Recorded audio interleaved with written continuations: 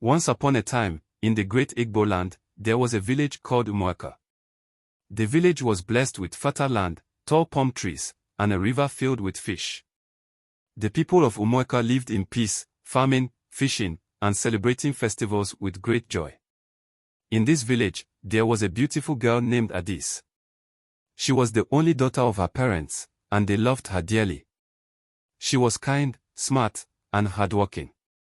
Every morning, she would go to the stream with her friends, singing happily as they fetched water. One day, while Adaeze was in the farm with her mother, her father, Nnaji, received visitors. They were wealthy men from the next village, led by Chief Okeke. Chief Okeke was a rich and powerful man, but he was also very old. He had many wives, but he wanted one more, a young, beautiful girl to keep him company in his old age. He wanted Adaeze. Nnaji welcomed the men and listened to them. Chief Okeke spoke first. "My friend, Nnaji, I have come to ask for your daughter's hand in marriage.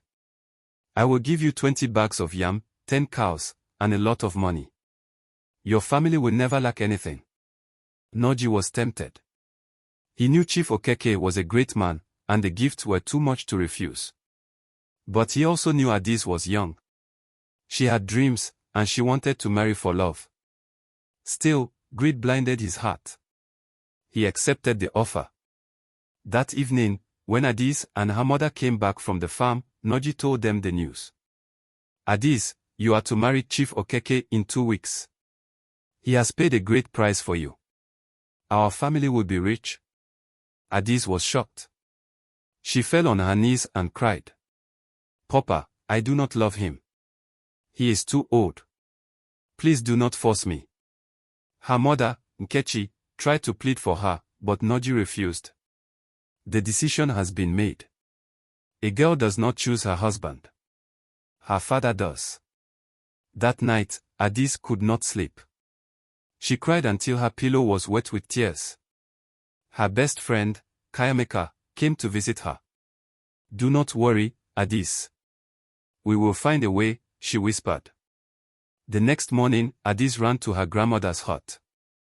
"Mama, please help me," she wept. "I do not want to marry Chief Okeke." The old woman held her hands and sighed.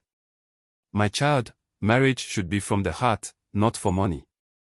Do you love someone else?" Adaeze nodded. "Yes, Mama. I love Obinna, the hunter's son. We have loved each other since we were children." Her grandmother thought for a while. "Go and find Obinna. Tell him everything. He must fight for you." Adaeze ran to Obinna's hut. She found him sharpening his hunting knife. "Obinna, my father has given me to Chief Okeke in marriage. He is rich, and my father will not listen to me. Please help me." Obinna's heart was filled with anger. "No one will take you from me, Adaeze. I will fight for you."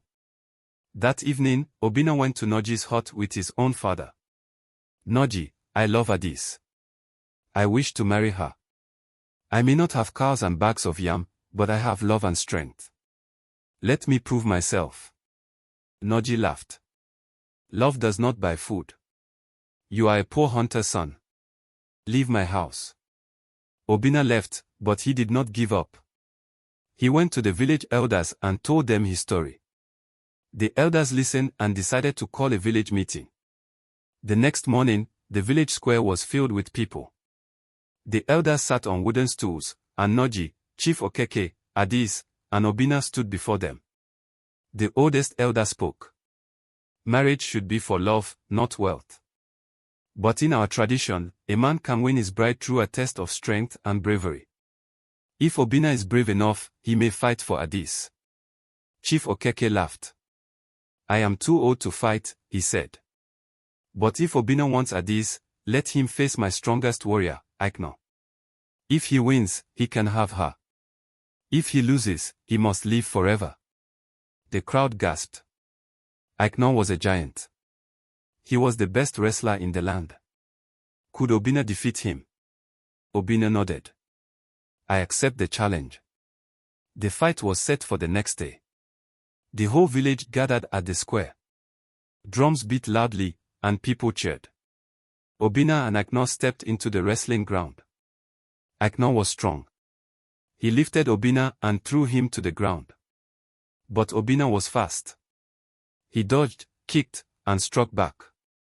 The fight lasted long, and both men were covered in dust and sweat. Suddenly, Obinna saw an opening. With all his strength, he tackled Ikenga's legs, making him fall hard on the ground. The crowd roared. Akno could not stand. Obinna had won. The elders raised their hands. Obinna has won the fight. Adaeze belongs to him. Adaeze ran to Obinna and hugged him tightly. Tears of joy filled her eyes. Chief Okeke was angry. "This is foolishness," he shouted. "I will not accept this." The elders turned to him. "The gods have spoken. You must accept it."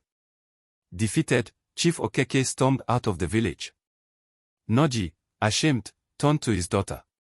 "Forgive me, Adaeze. I was blinded by riches. Obinna has proven his love. You may marry him." The village erupted in cheers. Adaeze and Obinna's wedding was the grandest the village had ever seen. They danced, ate, and celebrated for days. And so, Adaeze married the man she loved. They lived happily, proving that true love is stronger than wealth. There are a lot of lessons to be learned from this story. I would love to hear your opinion in comment section. Thank you for watching, and please don't forget to like, share, and press the red button to subscribe to my channel. Bye.